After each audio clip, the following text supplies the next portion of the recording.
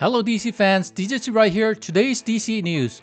Warner Brothers Animation announced a multi-part animated film adaptation of Batman Nightfall at New York Comic Con with Part 1 set to debut in 2026. Based on the acclaimed 1993 to 1994 comic arc, the story follows Bane, who frees Batman's entire rogues gallery from Arkham Asylum, pushing the Dark Knight to his mental and physical limits. The film, titled Batman Nightfall. Part 1, Nightfall, is directed by Jeff Wamster and written by Jeremy Adams, with Rick Morales, Jim Krieg, and Kimberly S. Moreau producing, and Sam Register and Michael Uslan serving as executive producers. While Nightfall has influenced several Batman adaptations, most notably The Dark Knight Rises, this will be its first direct full-screen adaptation. It joins a lineup of past animated hits like Batman, The Killing Joke, Under the Red Hood, and Death in the Family. Matt Reeves' next Batman-related project, Batman Caped Crusader, will debut in 2026 and feature a new, very different take on the Joker.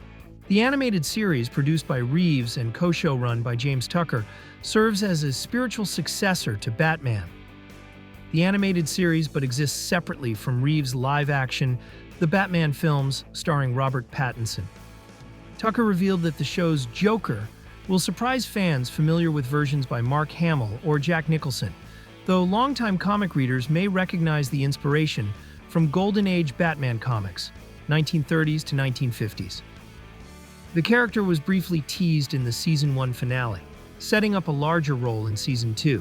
Reeves gave the animation team full creative freedom, with the only overlap being a dark, detective-driven tone.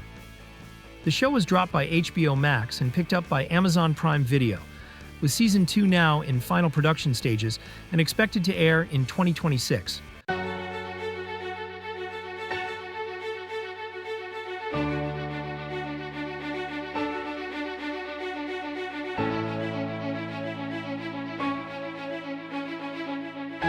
According to an interview with Screen Brief, James Gunn shared new details about Peacemaker Season 2 and offered updates on several upcoming DCU projects. Were there any other universes you dreamed up that you didn't get a chance to include? Yeah, I wanted them to open a door and see Deadpool in a room. And I talked to Ryan Reynolds about it, but I think we would have had to go through some pretty big hoops to do that. Ryan wanted to do it. That's all anyone's going to talk about now is Deadpool. Regretfully, I should never have said it. Did you consider peeking into the universe of the kyphotic alien who keeps walking out and incinerating rats? I think that we could see that someday. But he's just a janitor. He just works in some building in his dimension, and the rats are very toxic, so you're not supposed to burn them. So he goes to the quantum chamber and burns them there because they are toxic vermin. This episode includes two major reveals. Can you talk about the decision to bring the Planet of Salvation and the Checkmate Agency into the DCU? Yeah, those are the two things that were always a part of this season. Even before I sat down with the writer's room at DC Studios, I had sort of mapped out what I thought the general story was. And two important aspects of that were Checkmate and especially Salvation. Those were things that I had pitched to everybody when, even before we came into DC. I pitched it to Mike DeLuca and Pam Abdi, the co-heads of Warner Brothers Pictures, to Casey Bloys, the head of HBO Max, and to David Zaslav, the head of WBD. Then after we came into DC Studios and met with the rights room, we kind of worked things out a little bit more.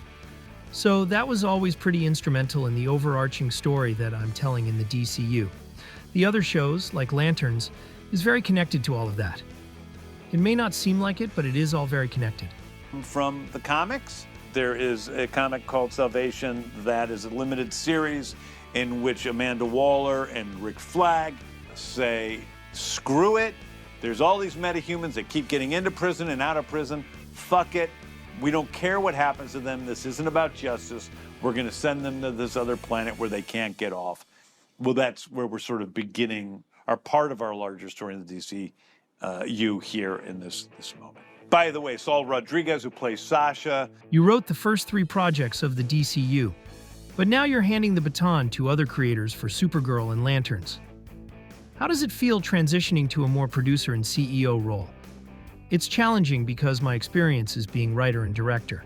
I've produced some things, but it doesn't feel like it comes as naturally to me. So that is just about trying to be the best producer I can. I'm focused on supporting those creators the best I can to help them tell good stories.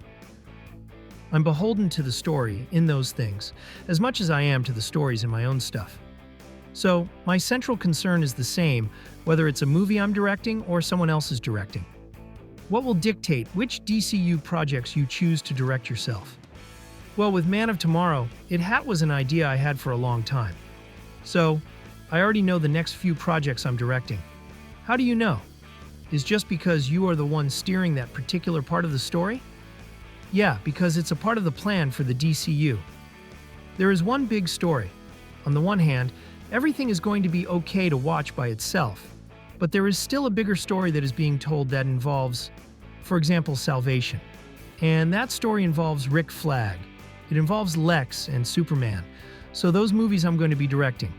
That's the plan right now, at least. I may get so tired that I can't do it because I'm pretty tired, so we'll see. But there's a plan that I'm going to do. It's a couple more at least. Can you just tell me about the casting of the two Lanterns? Some people were like, oh, Kyle Chandler is too old to be Hal. It's like, wait a second. Comic book fans had an opinion on casting?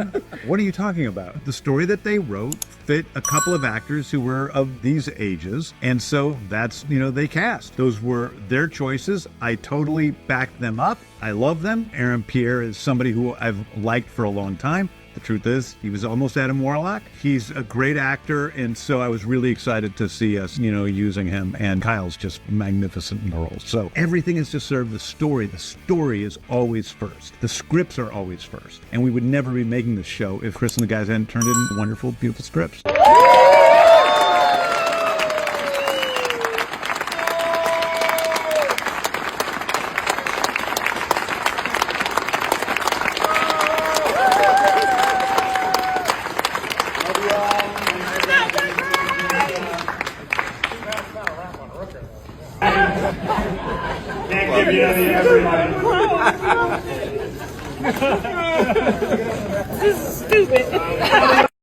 On the streets of Gotham City, he's Batman.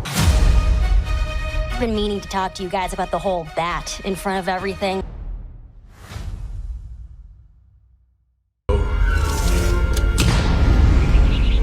It's yours.